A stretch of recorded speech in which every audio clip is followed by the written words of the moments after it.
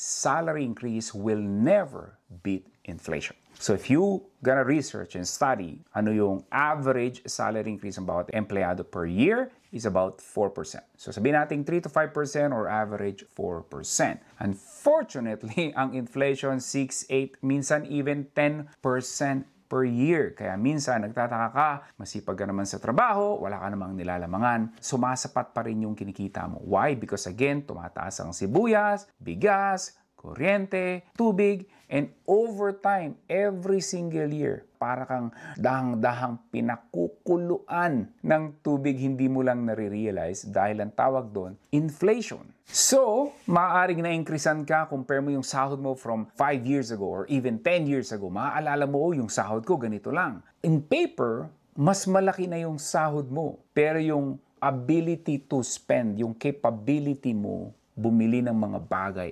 humirap ng humirap over the years. So that is the trap. So akala mo kasi umaasenso ka, pero actually para kang tumatakbo sa treadmill. Kahit anong bilis ng takbo mo, you are stuck in the same place. So, meaning, simple math, your salary can grow 5%, pero yung expenses mo, yung mga gastusin mo, tumataas ng 10%. Well, guess what? Sino ang mananalo?